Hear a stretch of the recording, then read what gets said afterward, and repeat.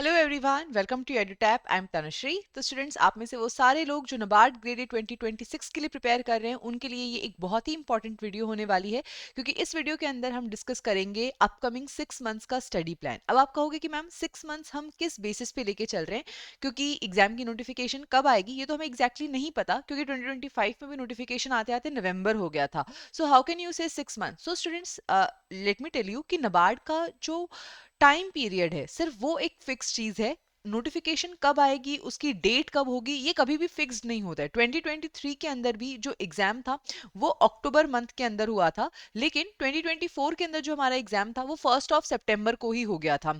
तो जरूरी नहीं है कि इस साल नोटिफिकेशन नवंबर में आई थी तो अगले साल भी नवंबर में आएगी notification. To be on the safer side आपके लिए बेस्ट यही है कि आप यही लेके चलो कि वो हमारे जुलाई अगस्त तक के टाइम पीरियड तक नोटिफिकेशन जो है वो रिलीज हो जाएगी और सितंबर तक हमारा एग्जाम जो है वो हो जाएगा। तो इसी बेसिस के ऊपर अगर आप तैयारी करोगे so that is going to be the best situation for you. और इसी डेट को ध्यान में रखते हुए कि जुलाई तक हमारी नोटिफिकेशन आ जाएगी, हम हमारा ये 6 मंथ स्टडी प्लान बना रहे हैं। इस प्लान के अंदर सबसे इंपॉर्टेंट हम देखेंगे कि आपको क्या क्या चीजें कवर करनी है, एक स्टडी प्लान क्या होगा, कौन कौन से सब्जेक्ट्स है जो आपको पढ़ने हैं, किस तरीके से चीजों को प्रायोरिटाइज करना है, और नबार्ड ग्रेड 2026 के लिए मोस्ट इंपॉर्टेंट चीज यहाँ पर क्या रहने वाली है। ये सारी बातों को आज के हम इस वीडियो के अंदर डिस्कस करेंगे। And students, before I start इस पूरी वीडियो के अंदर, और इनफैक्ट इस वीडियो को देखने के बाद में जब आप अपनी तैयारी शुरू करोगे तो previous year questions, decoded syllabus और कंपोनेंट वाइज स्ट्रैटेजी, ये तीनों चीजें हर वक्त आपके पास होनी चाहिए, ताकि आप बेस्ट तरीके से अपनी प्रिपरेशन को कर सको। और ये सारी चीजें एक ही जगह कंपाइल करके हमने आपके लिए ये गाइड बुक बनाई है। इस गाइड बुक को डाउनलोड करने का जो लिंक है वो नीचे डिस्क्रिप्शन बॉक्स में गिवन है, तो प्लीज आप इस गाइड बुक को जरूर डाउनलोड कर लीजिए। पूरी प्रिपरेशन जर्नी में ये आपकी बहुत ज्यादा हेल्प करने वाली है। On that note, let us begin our today's video। तो सबसे पहले जो क्वेश्चन आता है वो ये आता है कि हमें क्या क्या चीजें कवर करनी है। तो स्टूडेंट्स, हमारे इस एग्जाम के अंदर हमारे पास 3 फेजेस होंगे, फेज 1, फेज 2 और इंटरव्यू।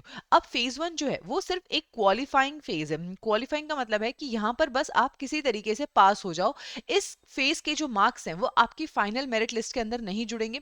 फाइनल मेरिट लिस्ट के अंदर 200 मार्क्स फेज 2 के और 50 मार्क्स इंटरव्यू के। तो जो फाइनल मेरिट लिस्ट है वो 250 मार्क्स की बनेगी, जिसमें से 200 मार्क्स फेज 2 में से आएंगे और 50 मार्क्स जो हैं वो इंटरव्यू में से आएंगे। तो यहाँ पर जो सबसे इंपॉर्टेंट फेज है जो कि ये इंश्योर करेगा कि आपका सिलेक्शन हो, that is the phase 2। Phase 2 वो फेज है जो ये इंश्योर करेगा कि आपका सिलेक्शन हो। तो आपका जो सारा फोकस है, जो सबसे ज्यादा आपका एफर्ट है, वो फेज 2 के ऊपर होना चाहिए। अक्सर जो स्टूडेंट्स गलती करते हैं वो इसी जगह पे करते हैं, वो अपनी सारी मेहनत, सारा एफर्ट जो है वो केवल फेज 1 क्वालिफाई करने में लगा देते हैं, फेज 2 की तैयारी नहीं करते। लेकिन स्टूडेंट्स, खाली फेज 1 करके कहाँ फ्लेक्स करोगे? इस बात का तो कोई फायदा नहीं है ना कि खाली फेज 1 क्लियर हो गया। जब तक आपका फेज 2 क्लियर नहीं होगा आप की फाइनल मेरिट लिस्ट में मार्क्स नहीं आएंगे। तो जिस फेज के ऊपर आपका सबसे ज्यादा एफर्ट होना चाहिए वो आपका फेज 2 है। और नबार्ड के अंदर बेस्ट बात भी यही है कि फेज 1 और फेज 2 का सिलेबस जो है वो ऑलमोस्ट पूरा सेम है। अब हम उसको भी देख लेते हैं। तो अगर हम फेज 1 में देखें तो फेज 1 के अंदर आपको पहले तो जो मेरिट सेक्शन है, ठीक है, मेरिट सेक्शन कहने का मतलब है जिस सेक्शन को यूज करके हमारी फेज 1 की कट ऑफ कैलकुलेट होगी, वो बनता है जीए, ईएसआई और एआरडी से। ठीक है, इन 3 सब्जेक्ट्स के बेसिस पे आपकी 100 मार्क्स की कट ऑफ बनेगी फेज 1 की। उसके बाद में आपका क्वांट, रीजनिंग, इंग्लिश, कंप्यूटर और डिसीजन मेकिंग, ये 5 एरियाज आते हैं। और ये है आपके नॉन मेरिट सेक्शन, यहाँ पर आपको केवल सेक्शनल कट ऑफ क्लियर करनी है। उसके बाद में आपका जो फेज 2 है, फेज 2 में सबसे पहले आपको जनरल इंग्लिश, जो कि ऑनलाइन और डिस्क्रिप्टिव होगा, इसके लिए प्रिपेयर करना है। और ईएसआई एआरडी, यही सेम ईएसआई एआरडी आपने फेज 1 में प्रिपेयर किया है और यही सेम ईएसआई एआरडी आप फेज 2 में भी प्रिपेयर करेंगे। लेट मी टेल यू कि यहाँ पर ईएसआई और एआरडी का जो सिलेबस है फेज 1 और फेज 2 के लिए वो एग्जैक्टली सेम है, उसमें कोई डिफरेंस यहाँ पर नहीं रहता है। ठीक है, तो आपको ईएसआई और एआरडी का जो पार्ट है वो बहुत ही अच्छे तरीके से प्रिपेयर करना है, फेज 1 के लिए भी और फेज 2 के लिए भी। ठीक है, तो ये आपकी एक ओवरऑल स्ट्रैटेजी यहाँ पर रहेगी। लेकिन अब सबसे बड़ी बात जो इस वीडियो के लिए आती है वो है स्टडी प्लान, कि अगले 6 महीनों के लिए आपका स्टडी प्लान क्या होना चाहिए, किस तरीके से आप अपने डे को शेड्यूल करेंगे और कितना कितना टाइम आपको हर एक सब्जेक्ट को डिवोट करना है और उस सब्जेक्ट के अंदर भी आपको क्या पढ़ना है। ठीक है, ये सारी बातें हम लोग इस वीडियो के अंदर डिस्कस करेंगे। और ये वीडियो स्पेशली उन लोगों के लिए है जो सेल्फ स्टडी से प्रिपेयर कर रहे हैं। अगर आप किसी कोचिंग इंस्टीट्यूट में एनरोल नहीं हो और आप सेल्फ स्टडी से प्रिपेयर कर रहे हो तो ये वीडियो आपके लिए सबसे ज्यादा इंपॉर्टेंट है। उसके बाद में अगर मैं स्टडी प्लान की बात करूं तो ये वीडियो जब आपके पास आ रही है तो हमारा फेब्रवरी मंथ अब स्टार्ट होने ही वाला है। तो स्टूडेंट्स फेब्रवरी और मार्च ये 2 महीने लगा के, okay before I say that, आप सबसे पहले अपने पूरे दिन को यहाँ पे 3 पार्ट्स में डिवाइड करिए। अगर आप डेली 6 आवर्स भी दे पा रहे हैं so that is good enough thing to do. ठीक है, आप 6 hours on a daily basis दीजिए। ठीक है, और इन 6 आवर्स को आप 3 स्लॉट्स में डिवाइड कीजिए ऑफ 2 आवर्स ईच। ठीक है, 2-2 घंटे के आप 3 स्लॉट्स यहाँ पर बना लीजिए। ठीक है, पहले स्लॉट के अंदर आपको एआरडी का जो स्टैटिक पार्ट है वो कंप्लीट करना है फेब्रवरी और मार्च का मंथ लगा के। ठीक है, उसके बाद में आपको क्वांट्स और रीजनिंग प्रिपेयर करनी है। 1 महीने में आप क्वांट कर लीजिए और 1 महीने में आप रीजनिंग कर लीजिए, क्योंकि नबार्ड के लिए आपको क्वांट और रीजनिंग केवल इतना पढ़ना है कि आपकी सेक्शनल कट ऑफ क्लियर हो सके। नाउ रिमेनिंग जो टाइम पीरियड है उसके अंदर आप न्यूज़पेपर पढ़ सकते हैं और अपनी डिस्क्रिप्टिव राइटिंग जो है वो कर सकते हैं। रिमेंबर स्टूडेंट्स, मैंने आपसे कहा था कि आप फेज 1 और फेज 2 इन दोनों की ही तैयारियां साथ में करेंगे। तो जब आप एआरडी स्टैटिक यहाँ पर पढ़ रहे हो तो जिस टॉपिक को आपने ऑब्जेक्टिव पर्सपेक्टिव से पढ़ा है वही सेम टॉपिक आपने डिस्क्रिप्टिव पर्सपेक्टिव से भी पढ़ना है। तो उसी का फॉर्डर मटीरियल बनाना, उस फॉर्डर मटीरियल को लर्न करना और उसके बेसिस पे आंसर राइटिंग प्रैक्टिस करना, ये सारा काम आपने अपने इस तीसरे स्लॉट के अंदर करना है। So this is how you are going to schedule your 3 slots of 2 hours each. ठीक है, तो इस तरीके से आप फरवरी और मार्च के अंदर अपना एआरडी, क्वांट्स और रीजनिंग ये तीनों पार्ट कंप्लीट कर लीजिए। इसके साथ एआरडी जो है वो आपका फेज 1 और फेज 2 दोनों के लिए ही कंप्लीट हो जाएगा। उसके बाद बात आती है अप्रैल और मई की। अप्रैल और मई के अंदर आप अपना ईएसआई स्टैटिक का जो पार्ट है उसे कंप्लीट कीजिए। उसके साथ में इंग्लिश, कंप्यूटर नॉलेज और डिसीजन मेकिंग, इन दोनों पार्ट्स को यहाँ पर आप कंप्लीट कर लीजिए। ठीक है, ईएसआई स्टैटिक के साथ में जो टॉपिक आप स्टैटिक पार्ट के लिए पढ़ रहे हो वही सेम पार्ट जो है वो आपने डिस्क्रिप्टिव के लिए भी पढ़ना है।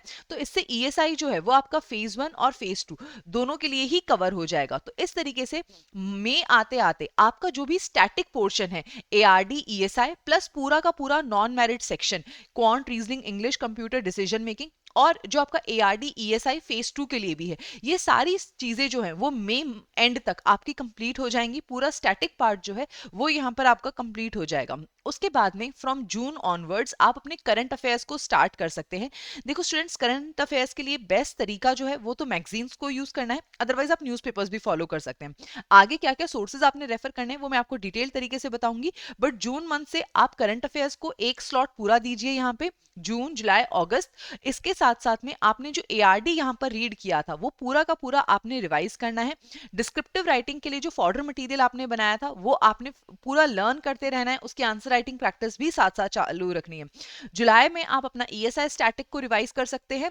ठीक है, और सेम प्रैक्टिस कर सकते हैं क्यूआरई की, और करंट अफेयर्स आपके चालू रहेंगे। अगस्त के अंदर करंट अफेयर्स कीजिए, रिविजन कीजिए और मॉक टेस्ट लगाइए। तो ये एक पूरा डिटेल्ड और बहुत ही अच्छा आपका शेड्यूल बन जाता है कि अगर अगस्त तक भी हमारी नोटिफिकेशन आ जाएगी तो हमारा जो सिलेबस है वो भी पूरा कंप्लीट है, साथ के साथ हमारे जो रिविजन्स हैं वो भी इनफ हो चुके होंगे। तो इसी तरीके से आपको पूरा स्टडी प्लान बना के चलना है फॉर नबार्ड ग्रेडेड 2026। अब इस स्टडी प्लान के अकॉर्डिंग चीजों को कहाँ से कवर करना है, क्या आपके सोर्सेज होने चाहिए, चलिए हम वो देख लेते हैं। तो सबसे पहले अगर मैं बात करूं एआरडी स्टैटिक की, तो ये हमारा एआरडी स्टैटिक का सिलेबस है। नाउ स्टूडेंट्स, अगर तो आप किसी कोर्स को रेफर कर रहे हो तो आपको उस कोर्स के अंदर ये सारा स्टडी मटेरियल मिल ही जाएगा, लेकिन अगर आप सेल्फ स्टडी के थ्रू प्रिपेयर कर रहे हो then here are the resources that you can refer to. अगर आप एग्रीकल्चर बैकग्राउंड से नहीं हो so this book is great source for you, which is the fundamentals of agriculture volume 1 and volume 2 by Arun Katyan. ये book आपने refer करनी है। इसके बाद में अगर आप एग्रीकल्चर बैकग्राउंड से हो तो आप ये बुक रेफर कर सकते हो, a competitive book of agriculture by Nemraj Sunda and agriculture at a glance by R K Sharma. ये दोनों बुक्स को आप रेफर कर सकते हो। अगेन, जो स्टूडेंट्स चाहे आप एग्री बैकग्राउंड से हो या नहीं हो, एनिमल हस्बेंड्री वाले चैप्टर को कंप्लीट करने के लिए a text book of animal husbandry by G C Banerjee, ये बुक आपने रेफर करनी है। एग्रीकल्चर इंजीनियरिंग का हमारा एक चैप्टर है, उसको कंप्लीट करने के लिए elements of agriculture engineering bye जगदीश्वर सहाय, इस बुक को आपको कंप्लीट करना है। और फिशरीज के लिए handbook of fisheries in aquaculture by ICAR, इस बुक को आपको रेफर करना है। अब ये बुक्स देख करके आपको लग रहा होगा कि मैम इतना सारा पढ़ना पड़ता है। नहीं, इतना सारा आपको नहीं पढ़ना पड़ता है, क्योंकि ये जो बुक्स हैं ये एग्रीकल्चर के लिए बनी हैं और यहाँ पर बहुत सारे सब्जेक्ट्स हैं जैसे कि प्लांट पैथोलॉजी और ये सब, बट ये हमारे सिलेबस का पार्ट नहीं है, इसीलिए मैंने पहले आपको ये सिलेबस दिखाया था। इस सिलेबस को सामने रखना। प्रीवियस ईयर क्वेश्चंस आपको गाइड बुक से मिल जाएंगे, उस गाइड बुक से प्रीवियस ईयर क्वेश्चंस को देखते हुए आपने टॉपिक्स को सिलेक्ट करना है कि अच्छा ये टॉपिक जो है ये हमारे सिलेबस में है, यहाँ से प्रीवियस ईयर क्वेश्चंस पूछे गए हैं, और उसी बात को ध्यान में रखते हुए आपने टॉपिक्स को प्रिपेयर करना है इन बुक से। ठीक है, ऐसा नहीं है कि आप पूरा पूरा सोर्स उठा के और कवर टू कवर उस बुक को पढ़ रहे हो, ऐसा नहीं आपने करना है। बहुत सिलेक्टिव स्टडी जो है वो आपने इन सोर्सेज की यहाँ पर करनी है। ठीक है, इसके अलावा अगर आप कोई ऑनलाइन सोर्सेज देख रहे हो, then there are two very good sources. One is ICAR e course. ठीक है, ICAR ई कोर्स ये आप रेफर कर सकते हो। इसके अलावा हमारी तमिलनाडु एग्रीकल्चर यूनिवर्सिटी, ठीक है, तमिलनाडु एग्रीकल्चर यूनिवर्सिटी की जो वेबसाइट है इसको आप रेफर कर सकते हो। सो ये दोनों बुक जो हैं ये आपके लिए बहुत ज़्यादा हेल्पफुल यहाँ पर रहने वाली है, not books but the websites. ये दोनों ही वेबसाइट्स जो हैं आपके लिए बहुत ज़्यादा हेल्पफुल रहेंगी to cover your agriculture part, right. उसके बाद में हम आगे चलते हैं। जो हमें सेकंड चीज कवर करनी थी that is the ESI। Okay students, but before I do that एक पार्ट में यहाँ पर मिस कर गई हूँ। वो पार्ट ये है कि मैंने आपसे कहा था कि आपने जो ऑब्जेक्टिव पार्ट है और जो डिस्क्रिप्टिव पार्ट है वो दोनों ही चीजें आपने साथ में कवर करनी है। Now let me tell you कि अगर आप सेल्फ स्टडी से प्रिपेयर कर रहे हो तो आप जो डिस्क्रिप्टिव पार्ट है उसको कैसे प्रिपेयर करोगे, क्योंकि ये जितने भी सोर्सेज यहाँ पर मैंने मेंशन किए हैं ये सारे के सारे ऑब्जेक्टिव पार्ट के लिए तो बेस्ट है, लेकिन यहाँ से आप लोग जो है सब्जेक्टिव पार्ट को नहीं कवर कर पाओगे। देखो स्टूडेंट्स, कोई भी डिस्क्रिप्टिव राइटिंग की प्रैक्टिस करने के लिए आपके पास 3 पिलर्स आपको चाहिए होंगे। सबसे पहली बात, क्रिएशन ऑफ फॉर्डर मटेरियल। आपके पास फॉर्डर मटेरियल रेडी होना चाहिए। उसके बाद उस फॉर्डर मटेरियल को आपको लर्न करना है, अच्छे से कंठस्थ करना है पूरा। और थर्ड थिंग जो है वो आती है प्रैक्टिस, कि उसकी इनफ आंसर राइटिंग प्रैक्टिस करनी है। अब ये फॉर्डर मटेरियल क्या होता है, देखो, क्योंकि हमारा जो डिस्क्रिप्टिव का क्वेश्चन आएगा वो बेसिकली इस तरीके से आएगा कि what are the benefits and challenges of the post harvest management. तो अब पोस्ट हार्वेस्ट मैनेजमेंट से रिलेटेड अगर यहाँ पर टॉपिक आ जाता है तो अब आप उसको किस तरीके से लिखोगे। देखो, अगर आप ये देखते हो हमारा प्लांटेशन एंड हॉर्टिकल्चर, तो यहाँ पे पोस्ट हार्वेस्ट मैनेजमेंट ये पूरा का पूरा टॉपिक यहाँ पर गिवन है, और ये क्वेश्चन मैंने अपने मन से नहीं बनाया, ये one of the previous year question है। तो इस तरीके के टॉपिक के लिए तो हर एक टॉपिक जो आप सिलेबस में देख रहे हो इस टॉपिक से रिलेटेड आपके पास कुछ डेटा, कुछ फैक्ट्स, कुछ आर्ग्यूमेंट्स अवेलेबल होने चाहिए। वो कुछ कुछ थीम्स पे हो सकते हैं, जैसे कि बेनिफिट्स क्या हैं, कैरेक्टरिस्टिक्स क्या हैं, चैलेंजेस क्या हैं, what are the steps taken by the government, what are the outcomes of those steps taken, and what is the way forward. ठीक है, इन सारी ही चीजों के ऊपर आपके पास एक 600 वर्ड का आंसर जो है वो हर एक टॉपिक को लेकर के प्रिपेयर्ड होना चाहिए, तो ही आप एक बहुत अच्छा आंसर जो है यहाँ पर लिख पाओगे। ठीक है, so this is the one thing that is required for your descriptive part. ये सारी चीजों को जब आप हर एक टॉपिक के लिए इकट्ठा कर लोगे उसी को हम फॉर्डर मटेरियल कहते हैं। अब ये आप कहाँ से इकट्ठा करोगे, देखो, अगर तो आप सेल्फ स्टडी कर रहे हो then you can use ChatGPT और यू कैन यूज गूगल। ठीक है, जैसे ये हमारा लिखा हुआ है post harvest management, so simply give the prompt on chat gpt ki tell me the benefits of post harvest management from the NABARD graded descriptive writing, 400 words along with the data, facts and examples from the authentic sources। इस तरीके से अगर आप prompt दोगे तो chat gpt आपको एक बहुत ही अच्छा आंसर लिख के दे देगा, और उसी के बेसिस पे फिर आप अपना फॉर्डर मटेरियल बना सकते हो, या फिर यही सेम चीजें पोस्ट हार्वेस्ट मैनेजमेंट UPSC लिख के आप गूगल पे सर्च कर सकते हो। तो जो बच्चे UPSC की तैयारी कर रहे होते हैं उनके बेनिफिट के लिए बहुत सारे यहाँ पर आर्टिकल्स होते हैं, वो आ जाएंगे। आप उन्हीं आर्टिकल्स को गो थ्रू करके अपना यहाँ पर एक फॉर्डर मटेरियल जो है उसे प्रिपेयर कर सकते हो। So that is what you have to do as far as the fodder material is concern. इस तरीके से आपको फॉर्डर मटेरियल बनाना है, फिर उसको लर्न करना है और उसको प्रैक्टिस करनी है। ठीक है, तो जब मैं आपसे कह रही थी कि हर एक टॉपिक आपने डिस्क्रिप्टिव और सब्जेक्टिव दोनों ही पर्सपेक्टिव से करना है, so this is what I meant. ठीक है, उसके बाद में आगे बढ़ते हैं कि ESI स्टैटिक का जो पार्ट है उसे आप कैसे कवर करोगे। सो ESI स्टैटिक का ये हमारा पूरा सिलेबस है जो कि गिवन है। सिलेबस के एक एक वर्ड को मैं यहाँ नहीं पढ़ रही हूँ, आप चाहो तो वीडियो पॉज करके पढ़ सकते हो। अगर इसको कवर करने की बात आती है तो अगर आपका कोई इकोनॉमिक्स बैकग्राउंड नहीं है, आपको कोई भी आइडिया नहीं है कि आपका कि इकोनॉमिक्स के बेसिक टर्म्स भी क्या होते हैं, तो आप NCERT को रेफर कीजिए। क्लास 12th की हमारी 2 NCERTs होती हैं, introductory micro economics and introductory macro economics, और उसके साथ में इंडियन इकोनॉमिक डेवलपमेंट। इन तीनों NCERTs को आप रेफर कर सकते हो, इकोनॉमिक्स के लिए बेस्ट रहती हैं। उसके अलावा Indian economy bye Ramesh Singh, इस बुक को आप रेफर कर सकते हो। और सोशल इश्यूज वाले पार्ट के लिए there is this book social problems in India by Ram Ahuja, आप इस बुक को रेफर कर सकते हो. So these are the books that you can refer to for the ESI static part. Now students let me tell you कि हमारा जो paper होता है ना, उसके अंदर ईएसआई स्टैटिक की वेटेज बहुत कम होती है. अब आप पूछोगे मैम अगर वेटेज इतनी कम है तो आप हमसे इतना डेडिकेटेड टाइम इस सब्जेक्ट को देने के लिए क्यों कह रहे हो? देखो स्टूडेंट्स, फर्स्ट ऑफ ऑल जो आपके ईएसआई के करंट अफेयर्स हैं, उन करंट अफेयर्स को समझने के लिए आपको ईएसआई के बेसिक्स का पता होना बहुत ज्यादा जरूरी है. And hence these books are there, right. उसके बाद में जो दूसरी चीज यहाँ पर आती है वो ये है कि जो आपका डिस्क्रिप्टिव पार्ट होगा, डिस्क्रिप्टिव के अंदर क्वेश्चन लिखने के लिए आपको ईएसआई की सिर्फ समझ होना ही काफी नहीं है, बस उसकी काफी इन डेप्थ नॉलेज होना भी आपके पास इंपॉर्टेंट है कि बेसिक टर्म्स का क्या मतलब होता है, क्या इनसे इंप्लाइड होता है, ये सारी चीजों का आपको पता होना बहुत जरूरी है. और ये सब कुछ आपको आपके स्टैटिक टॉपिक से कवर करके ही पता चलेगा. And that is why it is equally important to cover the ESI's topic. Right now, you are having the liberty of time, and that is why I am suggesting you to go through all these topics so that you can prepare them from the descriptive perspective also, right? Now students, coming to the next part कि अभी हमने ये तो सारा देख लिया कि ARD और ईएसआई के अंदर आपको क्या क्या चीजें कवर करनी है, और ईएसआई का जो डिस्क्रिप्टिव पार्ट है वो भी आपने जैसे एआरडी का डिस्क्रिप्टिव पार्ट प्रिपेयर किया था चैट जीपीटी या गूगल को यूज करके, उसी तरीके से प्रिपेयर करना है. उसके बाद में आता है हमारा non merit section which includes your quant, reasoning, English, computer and decision making. तो अब हम देख लेते हैं कि इन एरियाज को आप कैसे प्रिपेयर कर सकते हो. सबसे sorry, before moving to the that part, एक इंपॉर्टेंट चीज यहाँ पर रह गई थी which is the current affairs. कि करंट अफेयर्स आप कैसे कवर करोगे. तो स्टूडेंट्स, ईएसआई और एआरडी इन दोनों के अंदर ही करंट अफेयर्स हमसे यहाँ पर पूछे जाते हैं. तो सबसे इंपॉर्टेंट जो चीज है करंट अफेयर्स के अंदर, बोथ ईएसआई और एआरडी के अंदर, वो होती है स्कीम्स. आपसे स्कीम्स पूछी जाती हैं. अब आप पूछोगे कि ये स्कीम्स कहाँ से आती हैं, किन एरियाज से रिलेटेड होती हैं.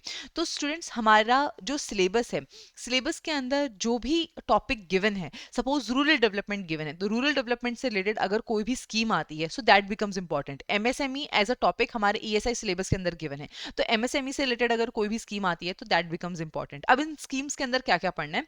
स्कीम्स में आपको पढ़ना है ministry, launch year, funding, budgetary allocation, objectives, targeted beneficiaries, और क्या करंट डेवलपमेंट है. ये सारी इंफॉर्मेशन आपको उस स्कीम से रिलेटेड होनी चाहिए यहाँ पे. स्कीम्स के बाद में जो दूसरी चीज आपने कवर करनी होती है वो है रिपोर्ट्स. रिपोर्ट्स के अंदर economic survey, budget, census and SECC census, annual reports, ranking of India and Indian states, ये सारी चीजें आपने यहाँ पर पढ़नी होती हैं. MSP, advance estimates, annual reports of ministries, ठीक है. ये सारे जो एरियाज हैं वो आपने रिपोर्ट्स में यहाँ कवर करने होते हैं, ठीक है. और रिपोर्ट्स के अंदर रिपोर्ट के बारे में, कौन इसको लॉन्च करता है, ठीक है, की फाइंडिंग्स क्या थी, रैंकिंग्स क्या थी, ये सारी चीजें यहाँ पर आपको पता होनी चाहिए. इसके बाद में हमारे जनरल करंट अफेयर्स आते हैं. अगेन जनरल करंट अफेयर्स, अगर मैं ईएसआई की बात करूँ तो ईएसआई में अगर कोई ग्रोथ प्रोजेक्शंस बताए गए हैं, मॉनेटरी या फिस्कल पॉलिसी से रिलेटेड कुछ है, एमएसपी कमेटी ने अगर कुछ बताया है, कोई हमारी नई रेपो रेट रिलीज होती है, तो वो सारी चीजें आपके स्टैटिक पार्ट के अंदर यहाँ पे आ जाएंगी, जीए वाले पार्ट के अंदर यहाँ पर आ जाएंगी बेसिकली, ठीक है. और सिमिलरली आपके एग्रीकल्चर एंड रूरल डेवलपमेंट के करंट अफेयर्स में भी आपको इसी तरीके से चीजों को प्रिपेयर करना है. तो एक तो हो गए हमारे ईएसआई के करंट अफेयर्स, एआरडी के करंट अफेयर्स, और उसके बाद में स्टूडेंट्स कुछ हमारे जनरल अवेयरनेस के करंट अफेयर्स भी होते हैं जिनके अंदर अवार्ड्स, स्पोर्ट्स, समिट्स, ठीक है, उनके थीम्स, इंपॉर्टेंट डेज, ये सारी चीजें जो हैं, ये मिसलेनियस चीजें जो हैं, ये हमें पढ़नी होती हैं. अब सवाल आता है कि ये कहाँ से पढ़ना है. देखो स्टूडेंट्स, अगर मैं सबसे इंपॉर्टेंट सोर्स बताऊं आपको स्कीम्स का, सो that is the PIB. PIB से ज्यादा इंपॉर्टेंट सोर्स हमारे स्कीम्स और स्पेशली हमारी जो इंडियन रिपोर्ट्स हैं, जो इंडियन इंस्टीट्यूट रिलीज करते हैं, उसके लिए और कोई भी नहीं है. तो स्कीम्स और रिपोर्ट्स जो हैं वो आपने डेफिनेटली यहाँ से कवर करनी ही करनी है. इसके अलावा आप किसी भी एक न्यूज़पेपर को रेफर कर सकते हो, चाहे वो बिजनेस लाइन हो, Indian Express, the Hindu, live mint, आप इनमें से किसी भी एक न्यूज़पेपर को रेफर कर सकते हो. अपार्ट फ्रॉम दैट आपको डिफरेंट मिनिस्ट्रीज की जो वेबसाइट्स हैं वो टाइम टू टाइम देखनी पड़ेंगी, क्योंकि जो हमारा एआरडी का करंट अफेयर्स है उसके अंदर ministry of agriculture, ministry of rural development, ministry of fisheries, ठीक है, इन सारी मिनिस्ट्रीज की एनुअल रिपोर्ट से भी क्वेश्चंस आ जाते हैं. तो ये आपको देखना है. नबार्ड एनुअल रिपोर्ट जो है वो काफी इंपॉर्टेंट है, उससे हर साल क्वेश्चंस आते हैं. तो नबार्ड की एनुअल रिपोर्ट जो है ये आपने प्रिपेयर यहाँ पर करनी ही करनी है. So that is what you have to do as far as the sources for the current affairs are concern, ठीक है. करंट अफेयर्स हो गया हमारा यहाँ पे, एआरडी स्टैटिक देख लिया, ईएसआई स्टैटिक देख लिया, डिस्क्रिप्टिव राइटिंग्स देख ली, करंट अफेयर्स जो है वो हमने यहाँ पर देख ली। अब बात आती है नॉन मेरिट सेक्शन की। तो स्टूडेंट्स नॉन मेरिट सेक्शन का जो सिलेबस है वो ये है। नॉन मेरिट सेक्शन का सिलेबस जो है वो हमारी नोटिफिकेशन के अंदर नहीं गिवन है, प्रीवियस ईयर क्वेश्चंस के बेसिस पर हमने ये सिलेबस जो है आपके लिए यहाँ पर निकाल कर रखा है। तो ये पूरा सिलेबस जो है ये आपने प्रिपेयर करना होता है। अब अगर मैं बुक्स की बात करूं, सो क्वांटिटेटिव एप्टीट्यूड के लिए आप डॉक्टर आर.एस. अग्रवाल को रेफर कर सकते हो, बहुत अच्छी बुक है। और सिमिलरली रीजनिंग के लिए a modern approach to verbal and non verbal reasoning by doctor R S. Agarwal, इस बुक को आप रेफर कर सकते हो। For general English you can refer to the book objective general English by S P. Bakshi, again एक काफी इंपॉर्टेंट बुक ये यहाँ पर रहती है। अगर मैं बात करती हूँ कंप्यूटर की, तो कंप्यूटर के लिए आप अरिहंत की कंप्यूटर अवेयरनेस या लूसेंट की कंप्यूटर, इन दोनों में से किसी भी एक बुक को रेफर कर सकते हो। बोथ आर इक्वली गुड, ठीक है, किसी एक को रेफर करना, दोनों मत रेफर करना। उसके बाद में बात आती है हमारी डिसीजन मेकिंग की। डिसीजन मेकिंग के लिए there are two good books, principles and practices of management by T N. Chhabra and principles and practices of management by L M. Prasad. इन दोनों में से आप किसी भी एक बुक को रेफर कर सकते हो, but here I would write कि बी वेरी सेलेक्टिव। आप जब इन बुक्स को रेफर कर रहे हो तो बहुत ही सेलेक्टिवली आपने पढ़ाई करनी है, क्योंकि ये डिसीजन मेकिंग की बुक्स नहीं है, ये मैनेजमेंट की बुक्स हैं। तो डिसीजन मेकिंग का जो सिलेबस मैंने यहाँ पर अभी आपको दिखाया था, इस सिलेबस को देखते हुए, प्रीवियस ईयर क्वेश्चंस को देखते हुए फिर ही आप इन बुक्स से पढ़ाई करना, और बहुत ही सिलेक्टिवली आपने पढ़ाई करनी है। तो स्टूडेंट्स इसी के साथ में हमने पूरा जो स्टडी प्लान था वो देख लिया है, क्या क्या चीजें आपने पढ़नी है, किन किन सोर्सेज से आपको रेफर करना है, वो सारी चीजें यहाँ पर हो चुकी हैं। डिस्क्रिप्टिव राइटिंग के लिए अगेन मैंने आपको पहले ही बता दिया था कि किस तरीके से आप चैट जीपीटी और आपका जो गूगल है उसको यूज करके पहले आप फॉर्डर मटेरियल बनाएंगे, उस फॉर्डर मटेरियल को अच्छे से लर्न करेंगे और उसके बाद में आंसर राइटिंग प्रैक्टिस करेंगे। So this is what you have to do. अब आप पूछेंगे कि मैम आंसर राइटिंग प्रैक्टिस करनी कहां पर है, तो स्टूडेंट्स आपके डेस्कटॉप्स के अंदर एक ऐप आती है नोटपैड, उस नोटपैड आपको आप ओपन कीजिए, उसकी साइज जो है वो लगभग इतनी रिड्यूस कर लीजिए, ठीक है। इस साइज का आपको नोटपैड ऐप को रिड्यूस कर लेना है और यहां पर ही आपने अपनी आंसर राइटिंग प्रैक्टिस करनी है, राइट। तो this is the format that you are going to use for the practice part, right. इसके बाद अब हमने जब चीज़ों को डिस्कस कर लिया कि स्टडी प्लान हमने देख लिया और हाउ टू कवर हमने देख लिया, अब आती है हमारी third thing, that is how to prioritise the subjects. आपको सब्जेक्ट्स को प्रायोरिटाइज कैसे करना है। तो स्टूडेंट्स सबसे पहले मैंने आपको बताया था कि हमारा जो मेन फोकस है वो फेज 2 के ऊपर होना चाहिए। तो फेज 2 में आने वाली चीज़ें हमारे पास ARD and ESI and current affairs, ये तीन चीजें हमारे लिए सबसे ज्यादा इंपॉर्टेंट हैं, along with the fodder material, the descriptive writing practice. तो आपकी प्रायोरिटी सबसे पहले ये होनी चाहिए। अब इन सब्जेक्ट्स के अंदर भी कौन से टॉपिक्स आपने पढ़ने हैं, ठीक है, कौन से टॉपिक्स ज्यादा इंपॉर्टेंट हैं, वो सारी चीजों के लिए आपको प्रीवियस ईयर क्वेश्चंस जो हैं उनको एनालाइज करना पड़ेगा। और इनको एनालाइज करने के लिए हमने गाइड बुक के बारे में आपको ऑलरेडी बता दिया है, आप उस गाइड बुक को डाउनलोड कर सकते हो और उन प्रीवियस ईयर क्वेश्चंस को एनालाइज भी कर सकते हो, ठीक है। इसके बाद में कि ये सारी कहानी तो अब हमने समझ ली, लेकिन इन सब में जो हमारे एग्जाम के लिए सबसे इंपॉर्टेंट चीज है वो क्या है। सो स्टूडेंट्स वो है रिवीजन। नो मैटर आप कितना भी पढ़ लो, अगर आप रिवाइज नहीं करोगे आप नबार्ड क्लियर नहीं कर सकते, क्योंकि नबार्ड के अंदर जो करंट अफेयर्स आपसे पूछा जाता है वो बहुत ज्यादा डेटा हैवी होता है। जो फॉर्डर मटेरियल आप बनाओगे वो बहुत ज्यादा डेटा हैवी होगा। ARD स्टैटिक का जो पार्ट है उसमें आपको बहुत सारा डेटा देखने को मिलेगा। तो ये सारे डेटा को अपने दिमाग में रखने के लिए आपको बार बार रिविजन करने की बहुत ज्यादा जरूरत है। So the most important thing that you have to do is the revision. आपको रिविजन पार्ट जो है वो कंटिन्यूअसली यहां पर करते रहना है, तभी आप इस एग्जाम को क्लियर कर पाओगे। That is the most important thing as far as your NABARD grade 2026 exam is concern, ठीक है। तो स्टूडेंट्स इसके साथ हमने इस वीडियो के लिए जो भी कंटेंट प्रिपेयर किया था या जो भी चीज़ें हम डिस्कस करना चाहते थे वो सारी चीज़ें हमने डिस्कस कर ली हैं। Students if you are interested in having any paid mentorship for your NABARD GRADE 2026 exam, then you can visit our website edutab.in. Here we have dedicated courses for the NABARD grade examination. The first course that we have, it is the NABARD grade A gold course. As part of this gold course you are going to get the live classes, the concept classes, summary sheets, chapter wise previous year questions, chapter wise mock test, the descriptive fodder material for each and every chapter, and the full length mock test. These are the deliverables that are available in the gold course and in the silver course also. The difference is that in the gold course we provide you the mentorship for the phase 1, phase 2 and the interview, whereas in the silver course we provide you the mentorship only for the phase 2 and the interview. So these are the two courses that are currently available.